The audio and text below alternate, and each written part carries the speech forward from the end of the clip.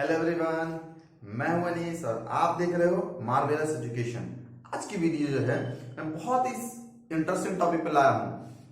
आपने कभी ये सोचा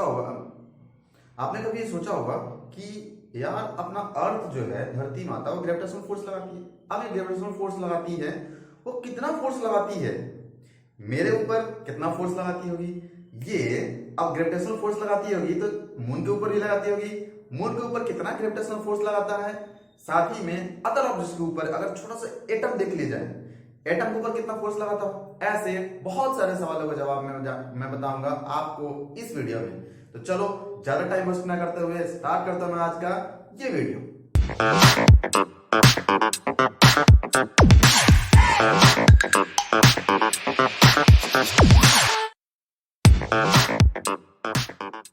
आज का जो टॉपिक है वो है हमारा एनालिसिस ऑफ ग्रेविटेशनल फोर्स। अर्थ के कारण जो लगने वाला अपना ग्रेविटेशनल फोर्स है उसका एनालिसिस अपन करने वाले इस वाले चैप्टर आज के वीडियो में। तो चलो एनालिसिस करने से पहले सबसे पहले मैं ये बता दूं कि एनालिसिस करने के लिए मैं किन किन चीजों का इस्तेमाल करूंगा, ये वीडियो किस तरह का होने वाला है, साथ ही में क्या क्या चीजें मैं डिस्कस करूंगा। सबसे पहले मैं ये बता दूं कि मैं इस चैप्टर में, इस टॉपिक में मैं डिस्कशन करने के लिए, इस ग्रेविटेशनल फोर्स के एनालिसिस करने के लिए मैं किस चीज का इस्तेमाल करूंगा, एक बहुत इंपॉर्टेंट फोर्स का जो कि यूनिवर्सल लॉ ऑफ ग्रेविटेशन से आता है। यूनिवर्सल लॉ ऑफ ग्रेविटेशन से आने वाला वो जो फॉर्मूला है उसका नाम क्या है, वो है ये फॉर्मूला। तो देखो करना क्या है, अगर मान लीजिए हमारे पास एक ऑब्जेक्ट है जिसका मास कितना है m1 के बराबर। अब दोस्त देखना, इसका मास है कितना m1, दूसरा मास है m2, दो को बॉल है, ये है लाल कलर का, ये कैसा ब्लैक कलर का। अब रेड और ब्लैक बॉल दोनों एक दूसरे के एक फोर्स से अपने आप से अट्रैक्ट करेगा। क्यों? क्योंकि दोनों के पास कुछ ना कुछ मासेज है। वो मास कितना है, इसका मास कितना है मेरे दोस्त m1, बिल्कुल। दूसरे वाले के पास बिल्कुल वीडियो देखते वक्त बोलते चलना है ताकि अपने दिमाग में वीडियो देखते वक्त याद हो जाए, बाद में याद करने से ना अपना दिमाग स्लो हो जाएगा। चलो अपन साथ साथ में बोलते चलते हैं। इसका मास कितना है m1, इसका मास कितना है m2। ये मास, दोनों मासेस क्या करेंगे, मास होने की वजह से एक दूसरे को अट्रैक्ट करेंगे। और अगर डिस्टेंस दोनों के बीच में r है तो इसमें लगने वाला ग्रेविटेशनल फोर्स कितना होगा, फटाक से बोलना है। मास अगर मासेस m1 m2 है, डिस्टेंस दोनों के बीच में r है, तो लगने वाला ग्रेविटेशनल फोर्स कितने के बराबर होगा, मेरे साथ में बोलना है, g into m1 into m2 upon में r square. F equal to g m1 m2 upon r square. इस फॉर्मूले का इस्तेमाल करके हम लोग सारे फोर्सेस को कैलकुलेट करके एनालाइज करेंगे कि किस किस तरह का ग्रेविटेशनल फोर्स और कितना ग्रेविटेशनल फोर्स लगने वाला है अलग अलग ऑब्जेक्ट्स पे, अर्थ के द्वारा या फिर किसी भी दो मास ऑब्जेक्ट के द्वारा। तो कुछ इंपॉर्टेंट वैल्यूज हैं जिनको आपको अपने कॉपी में नोट कर लेना है। अभी न्यूमेरिकल बनाते वक्त, न्यूमेरिकल बना के एनालिसिस करते वक्त इस्तेमाल पड़ेगा। ये वैल्यूज कौन कौन है? सबसे पहली बात कि मास ऑफ अर्थ का मुझे जरूरत पड़ेगी। अर्थ कितना मास है, अर्थ का मास कितना है। मास ऑफ अर्थ को मैं शॉर्ट फॉर्म में me से डिनोट करूंगा। me मतलब मास ऑफ अर्थ। मास ऑफ अर्थ कितना होता है 6 × 10⁴ kg के बराबर। दूसरा जो वैल्यू मैं इस्तेमाल करूंगा वो होगा हमारा mass of sun. Mass of सन कितना होता है मेरे दोस्त, मास ऑफ सन होता है 2 × 10⁻30 kg के बराबर। अब तीसरा होगा हमारा मास ऑफ मून, जिसको मैं किससे डिनोट करूंगा, mm से। इसका वैल्यू होगा 7.4 × 10⁻24 kg और 22 kg, सॉरी। वैसे ही अगला हमें जरूरत पड़ेगा रेडियस ऑफ अर्थ का। रेडियस ऑफ अर्थ कितना होता है, r e से मैं डिनोट करूंगा इसे, यह होता है 6.4 × 10⁻3 किलोमीटर में। इनको मैं ऐसा यूनिट्स में भी जरूरत पड़ेगा तो मैं कन्वर्ट करूंगा, लेकिन ये वैल्यूज हमें पहले से पता होना चाहिए। जितने छोटे छोटे माइक्रोस्कोपिक और हमारे माइक्रोस्कोपिक लेवल के जितने सब्सटेंसेज होते हैं उनका मेजरमेंट बहुत छोटा सा यूनिट से किया जाता है। उनका लेंथ वेंथ मेजर करना हो तो कौन सा है गुरुजी उसके लिए जो यूनिट है हमारा वो है एंगस्ट्रॉम। एक एंगस्ट्रॉम में हमारा होता है 10⁻⁻10 मीटर। इसी का इस्तेमाल मैं करूंगा किसको कैलकुलेट करने के लिए, किसी भी छोटे छोटे पार्टिकल्स का डिस्टेंस वगैरह मेजर करने के लिए। तो चलो स्टार्ट करता हूं मैं पहला एनालिसिस, जिसमें मैं आपको बताने वाला हूं कुछ एनालिसिस में। सबसे पहला जो एनालिसिस मैं करने वाला हूं वो स्टार्ट करता हूं। तो चलो हम लोग एनालिसिस कर ली। सबसे पहले जान लेते हैं कि मैं किन किन चीजों का एनालिसिस इसमें करने वाला हूं। मैं जो एनालिसिस करने वाला हूं वो एनालिसिस टोटल 4 चीजों पे करेंगे अपन। कैसा कैसा मेरे दोस्त, पहला एनालिसिस मैं करूंगा दो ऐसे ऑब्जेक्ट्स के बीच में जिसका मास कैसा हो, बराबर मास वाला हो। मतलब एक तरफ 5 kg वाला, एक तरफ दूसरे तरफ भी 5 kg, तो इन दोनों के बीच में लगने वाला फोर्सेस कितना होगा। दूसरा जो एनालिसिस मैं करने वाला हूं, एक बहुत ही छोटा ऑब्जेक्ट लूंगा, एक बहुत बड़ा ऑब्जेक्ट, उन दोनों के बीच में जब ग्रेविटेशनल फोर्स लगेगा तब क्या होगा। तीसरा एक बहुत ही माइक्रोस्कोप। अच्छा, माइक्रोस्कोपी का मतलब पता है? कहने का मतलब ये है कि अगर मैं इलेक्ट्रॉन प्रोटॉन को बोलूं तो इलेक्ट्रॉन प्रोटॉन को निकाल के अपन देखने लगे तो उसे हमें ऑब्जर्व करने के लिए, उसको देखने के लिए हम लोग को माइक्रोस्कोप का जरूरत पड़ता है। इसलिए इन सारी चीजों को क्या बोलते हैं? Microscopic objects. माइक्रोस्कोपिक मतलब जो माइक्रोस्कोप से देखने के लिए हम लोग को नॉर्मली ना देखा जा सके, उसको बोलते हैं। तो दो माइक्रोस्कोपिक ऑब्जेक्ट्स के बीच में भी क्या ग्रेविटेशनल फोर्स लगता है? अगर लगता है तो कितना लगता है, उसका वैल्यू से उस पर क्या इफेक्ट पड़ता है, ऐसे चीजों के बारे में जानेंगे। तीसरा जो हमारा होगा, सॉरी मैंने दोनों में माइक्रोस्कोपिक लिख दिया है, इसमें होगा मैक्रोस्कोपिक। मैक्रोस्कोपिक कहने का मतलब ये होता है, इसमें आई लगा होता है, इसमें ए लगा होता है। मैक्रोस्कोपिक कहने का मतलब ये है कि जो हम लोग, जैसे हम लोगों को देखना है मोबाइल फोन, तो मोबाइल फोन तो ठीक ठाक होता है, हाथ में उठा सकते हैं। और बॉक्सा उठाना हो, ठीक ठाक मतलब है, 2-3 आदमी मिलकर उठा ही लेंगे। ट्रक हो, इसको आसानी से देख सकते हैं, पकड़ के उठाया जा सकता है कोई चीज को यूज करके। और बोलेंगे चंदा बाबा को उड़ा दो, उठा लो, उठाना संभव है? कौन चीज ले ले अपन इस दुनिया में ले जाकर उसको उठाना चाहें तो उससे बड़ा मुश्किल हो जाएगा। तो ऐसे चीजें जो हमारे रेंज से बहुत ज्यादा बड़ा होता है, जैसे सन हो गया, मून हो गया, कोई भी एक बहुत बड़ा क्रिस्टल मतलब सेलेस्टियल बॉडीज हो गया, तो ऐसे चीजों का हम बोलते हैं कैसा ऑब्जेक्ट्स? Macroscopic objects. अब मैक्रोस्कोपिक ऑब्जेक्ट्स के बीच में जो फोर्सेस लगते हैं, कौन सा फोर्स? Gravitational force. वो कितना लगता है, ऐसे चीजों के बारे में हम लोग जानेंगे। तो ये हो गया हमारा 4 लिस्ट जिसके हम लोग एनालिसिस करने वाले हैं। तो चलो एनालिसिस स्टार्ट करते हैं हम लोग। सबसे पहला, जिसमें कौन सा एनालिसिस करूंगा मैं? इक्वल मासेस वाले पर। दो इक्वल मासेस को जब लेंगे तो उसमें क्या क्या चीजें होंगी, मैं एनालिसिस में क्वेश्चंस के माध्यम से इनका एनालिसिस करने वाला हूं। क्या है वो है, जैसे एक क्वेश्चन अपन लेके देखते हैं। क्वेश्चन ये कह रहा है, अपन पढ़ के सुना रहा हूं मैं, बिल्कुल ध्यान से सुनना, इधर उधर मुंडे नहीं जाना चाहिए। घर में कुछ भी चल रहा हो उस पर ध्यान नहीं देने का, क्योंकि ये वीडियो जो है बिल्कुल कम समय का होने वाला, उतने समय में ही आप लोग को एक बार में वीडियो में से याद कर लेना है। अब देखो ना, यहां मुझे क्वेश्चन भी दे रहा है, 2 ऑब्जेक्ट्स ऑफ मास 50 किलो। दो ऑब्जेक्ट 50 किलो का है, तो मैं बना लेता हूं थोड़ा बहुत फिगर, अच्छा लगेगा थोड़ा। एक ऑब्जेक्ट है कितने केजी का? M1 मास दे दिया 50 केजी का। एक और ऑब्जेक्ट दे दिया कितने का? M2 भी, ये भी दे दिया 50 केजी का। ठीक है सर जी, मैं इतना तो लिख दिया। इसके बाद से बोल रहा है आर केप्ट एट 10 मीटर के डिस्टेंस पे। कितना डिस्टेंस पे? R is equal to 10 meter का डिस्टेंस। तो बताना है ग्रेविटेशनल फोर्स दोनों के बीच में कितना लग रहा है, और साथ ही में दियर एक्सेलरेशन भी बताना है। पहला तो ग्रेविटेशनल फोर्स बताना है दोनों के बीच में, और दूसरा एक्सेलरेशन भी बताना है। तो चलो स्टार्ट करते हैं अपन फाइंड आउट करना। मैं याद करो, अभी थोड़ी देर पहले मैंने जो बताया था, ग्रेविटेशनल फोर्स फाइंड आउट करने के लिए कौन सा फॉर्मूला का यूज करते हैं? F is equal to Gm1 into M2 upon R square. अब यहां से G का वैल्यू मैं देखो ऊपर साइड लिख कर रखा हूं, उस वैल्यू को मैं यहां पुट करूंगा। ओके, तो G का वैल्यू होता है 6.67 into 10 to the power minus 11। वैसे ही अगला पुट करना है M1 M2 का मास। तो M1 M2 कितना है? 50 केजी। ये भी 50 केजी, वो भी 50 केजी, दोनों सेम ही मास से दिया हो। मैं दोनों को पुट कर देता हूं, 50 इंटू 50 और डिवाइडेड बाय आर स्क्वायर रखना है। दोनों के बीच डिस्टेंस कितना लिया गया मेरे दोस्त? 10 मीटर का डिस्टेंस। तो मैं नीचे पुट क्या करूंगा? 10 मीटर। तो 10 का स्क्वायर मुझे पुट करना होगा। अब मैं इधर थोड़ा इरेज करके इसे सॉल्व करके दिखाता हूं कि किस तरीके से आप इस प्रॉब्लम को सॉल्व कर सकते हो। ओके,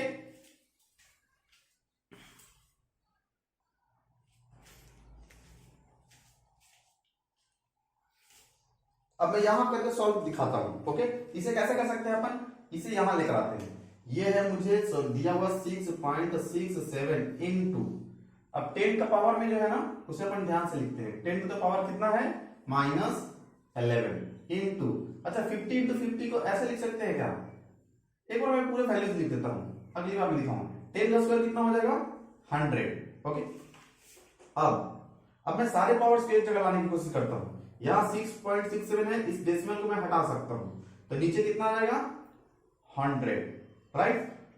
अब ये 667 है, 667 इंटू 5 5 जा 25, और यहां पे 10 का पावर, ये 10 10 इन दोनों में भी है ना, तो ये हो जाएगा माइनस 11 और इंटू 10 10 मल्टीप्लाई हो जाएगा 100। डिवाइडेड बाई, इस पे लिख सकते हैं 10 का पावर में 4 पावर। अब इसे करेंगे अपन इन दोनों को मल्टीप्लाई। इन दोनों को मल्टीप्लाई करने के लिए मैं थोड़ा सा कैलकुलेटर का इस्तेमाल करता हूं और जल्दी से वैल्यूज को लिख देता हूं। अगर आप चाहो तो ऐसा कुछ मल्टीप्लाई कर सकते हो। अगर अपन मल्टीप्लाई करें 6 6 7 को 25 से, ये हो जाता है 16675। इसका वैल्यू कितना आता है 16675 इनटू, अब 10 के पावर वाले एक्सपोनेंशियल्स को अपन सॉल्व करना शुरू करते हैं। एक्सपोनेंशियल को आप कैसे सॉल्व कर सकते हो, तो एक्सपोनेंशियल को सॉल्व कर सकते हैं। यहाँ 10 पावर -11 बेस सेम है, इसको 10 100 को लिख सकते हैं कैसे अपन, इसका स्क्वायर। तो ऊपर जब मल्टीप्लाई होता है तो पावर को क्या करते हैं मेरे दोस्त, ऐड करते हैं, जब डिवाइड करते हैं तो पावर को माइनस करते हैं। तो इस तरीके से आप इसके वैल्यूज को निकाल सकते हो। अब देखो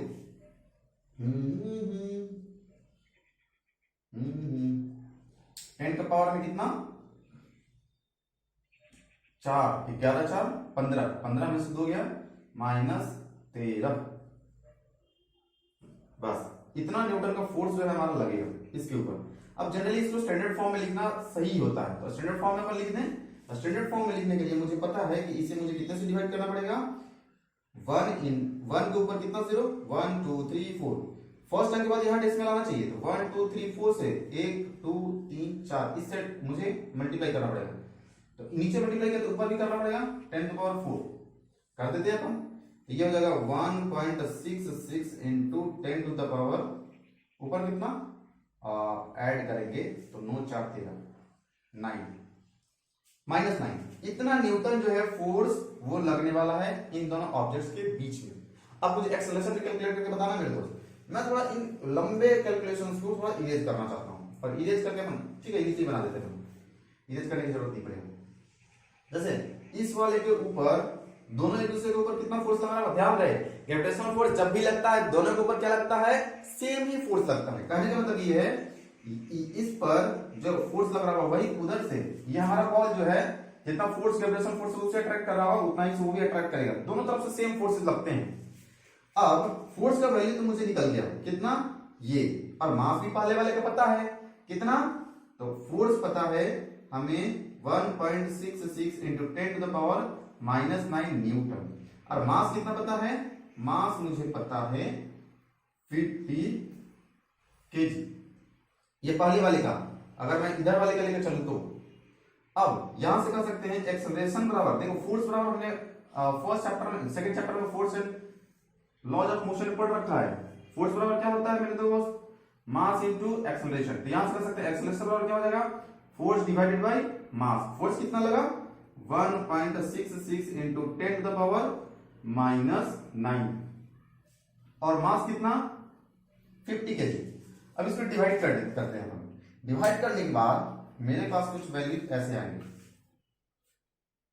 1.66, और इसे डिवाइड करना मुझे किससे 50, तो ये आ जाएगा 0. ये जो हमें वैल्यूज देगा वो होगा 0.0332 इंटू 10 to the power -9। कहने का मतलब ये है इतना मीटर पर सेकेंड स्क्वायर देगा। कहने का मतलब ये है कि इसे अगर इधर लेके जाते हैं तो ये हो जाएगा हमारा 3.32 इंटू 10 to the power 11 -11, कितना मीटर पर सेकेंड स्क्वायर। इतना छोटा सा एक्सेलरेशन जो है इन दोनों के अंदर आएगा। और ध्यान रहे ये जो एक्सेलरेशन होगा ये दोनों के अंदर सेम ही एक्सेलरेशन आएगा। किस बॉल के अंदर, इस बॉल के अंदर उतना एक्सेलरेशन आएगा, उस बॉल के अंदर भी सेम एक्सेलरेशन आएगा। यानी कि दोनों ऑब्जेक्ट जो है ए और बी, ये दोनों का दोनों सेम स्पीड से एक दूसरे की तरफ आना शुरू कर देगा, और सेम स्पीड से आना शुरू कर देगा। तो कह सकते हैं कि जब सेम मास का ऑब्जेक्ट दो रखा हुआ हो, दोनों के फोर्सेस भी सेम लगेंगे और साथ ही में एक्सेलरेशन भी दोनों के अंदर सेम आएगा। क्यों सेम आएगा, एक्सेलरेशन सेम इसलिए आएगा क्योंकि फोर्स तो सेम लग रहा है, लेकिन मास से जो डिवाइड में करने जा रहा हूं वो इस वाले के लिए भी 50 से डिवाइड करूंगा, उस वाले के लिए भी 50 से डिवाइड करूंगा मैं, इसलिए ऐसे ही माना।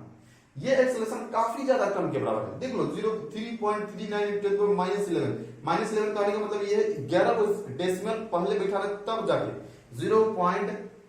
ऐसा कुछ आ जाएगा 0.00000 अपन 9 तक लेके लिखेंगे, अब फिर लिखेंगे 332।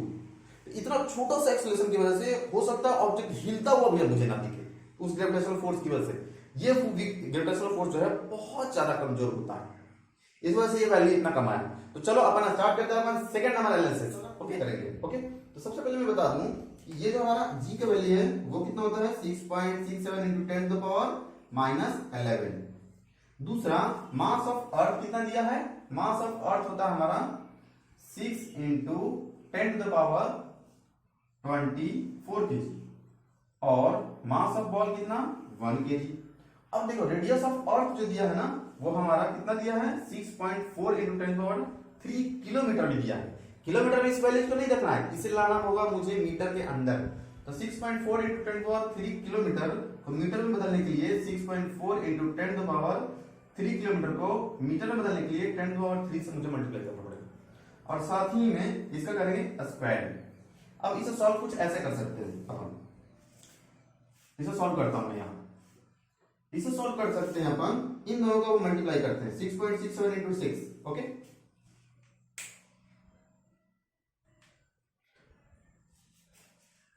तो 6.67 को अपन जब 6 से मल्टीप्लाई करेंगे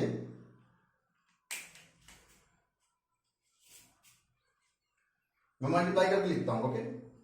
6.67 into 6 इज इक्वल टू आता है हमारा 40.02। ये हमारा वैल्यू कितना आ जाएगा मेरे दोस्त 40.02। और वैसे ही मुझे 6.4 का स्क्वायरिंग करना पड़ेगा, तो 4.2 6.4 का स्क्वायरिंग मतलब 6.4 into 6.4, तो ये हमारा आ जाएगा 40.96 into, अब 10 के पावर वाला को सबको एक साथ मैनिपुलेट करते हैं। 10 पावर कितना है -11, यहां कितना है 24 प्लस में हो जाएगा और डिवाइड में जब वो ऊपर आएगा तो हमारा प्लस में ऊपर माइनस में जाएगा 3 अंदर कितना है 10 का पावर, इन दोनों का पावर को ऐड करके लिख सकते हैं, ये कितना हो जाएगा पावर 6 में हो जाएगा। तो 6 का स्क्वायरिंग करेंगे तो यहां से कर सकते हैं 6 का जब स्क्वायर करेंगे तो आ जाएगा हमारा इसका डबल वैल्यू, यहां पर आ जाएगा डबल यानी कि -12। यहां कर सकते हैं 40.02, ये हमारा 40.02 डिवाइड करेंगे किससे अपन 40.96 से 40.96, ये हमारा आता है 0.977050781 इतना आता है। और साथ ही में multiplied by 10 to the power, अब ये 24 है, अब 12 ये 23 हो जाएगा राइट। तो कर सकते हैं 21 और 12 23, 24 में से 23 गया तो ये आ जाएगा 1, 10 टू पावर 1 ऐसा कुछ आ जाएगा। ये कर सकते हैं जब इससे मल्टीप्लाई करेंगे 10 में तो ये हो जाएगा 9.7770500781 इतना आ जाएगा मीटर पर सेकेंड स्क्वायर। जनरली इसको लोग मान के चलते हैं कितना, इतना न्यूटन का फोर्स हमें लगेगा ओके। अब देखना हम लोग को अलग अलग फोर्सेस को एनालाइज करना है कि बॉल के ऊपर कितना एक्सेलरेशन आएगा और साथ ही में इस अर्थ में कितना एक्सेलरेशन आएगा, दोनों को अपन चेक कर लेते हैं। तो अगर मैं बॉल का बात करूं सबसे पहले, तो बॉल के अंदर कुछ ऐसा सीन बनेगा, एक बॉल होगा जिसके ऊपर फोर्स लग रहा होगा कितने के बराबर 9.7705078 न्यूटन लग रहा होगा। और ये जो है ये इस बॉल का मास कितना दिया है 1 kg। ध्यान से कर सकते हैं एक्सेलरेशन वाला क्या होता है फॉर्मूला, फोर्स अप्लाइड पर अपॉन डिवाइडेड मास। तो फोर्स कितना लग रहा है ये अपना 7705078 और डिवाइडेड बाय मास कितना है 1 kg। ध्यान से कर सकते हैं एक्सेलरेशन इसके अंदर कितना आ जाएगा 9.77050781 इतना मीटर पर सेकेंड स्क्वायर। जनरली इसको लोग मान के चलते हैं, अगर अप्रॉक्स में लेके चलूं तो अप्रॉक्स में लोग मान के चलते हैं, इसको अप्रॉक्स ऐसे लिखते हैं ना टिंग डॉन 9.8 मीटर पर सेकेंड स्क्वायर। 7 ये है, अब दूसरा वाला इसको 8 कर देते हैं क्योंकि 5 से अधिक है ना इसलिए, और यहां से 9.8 मीटर पर सेकेंड स्क्वायर आ जाता है हमारा जी का वैल्यू। किसी भी बॉल को अगर अर्थ के आसपास में रखेंगे तब हमारा ये एक्सप्रेशन आएगा। इस तरीके से हम लोग चाहें तो ए का वैल्यू ये हमारा निकाल सकते हैं। तो चलो अब हम लोग देखते हैं कि अर्थ के अंदर क्या एक्सेलरेशन आएगा। अर्थ क्या अगर बात करूं मैं, तो अर्थ के पास क्या क्या चीजें हो रहा होगा। अर्थ कुछ ऐसा होगा, इसके ऊपर साइड फोर्स लगाया जा रहा होगा बॉल की वजह से, ये बॉल इतना ही सेम न्यूटन का फोर्स लगा रहा होगा, ये जो फोर्स का वैल्यू होगा वो सेम टू सेम यही वैल्यू होगा।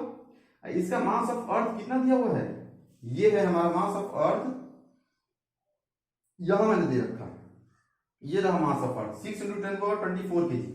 तो अगर इसका एक्सेलरेशन निकालना होगा तो फोर्स बाई मास करना होगा। फोर्स लग रहा है हमारा 9.77050.781 डिवाइडेड बाई ये मास 6 × 10⁻24। अगर इसकी वजह से अगर एक्सेलरेशन देखा जाए तो एक्सेलरेशन कितना आएगा मैं आपको कैलकुलेट करके बताता हूं।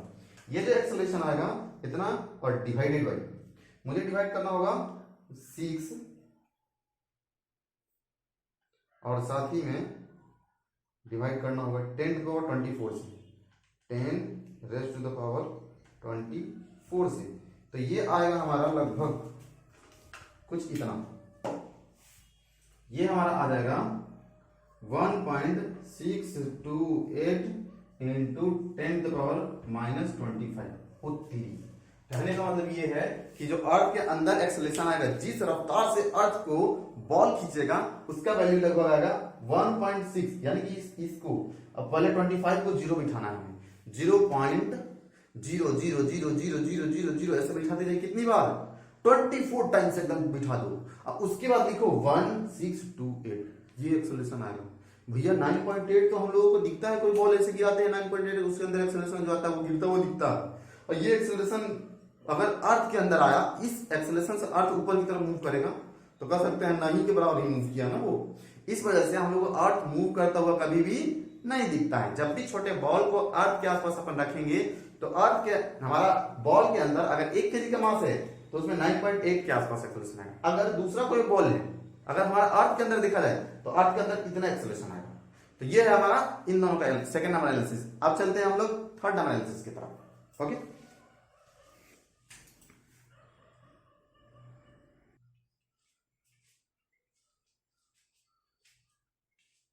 गाइस चलते हैं अपन थर्ड एनालिसिस की तरफ, जिसमें मैं आपको माइक्रोस्कोपिक एनालिसिस के बारे में बताने वाला हूं। माइक्रोस्कोपिक कहने का मतलब बहुत छोटे छोटे एटम्स के बारे में।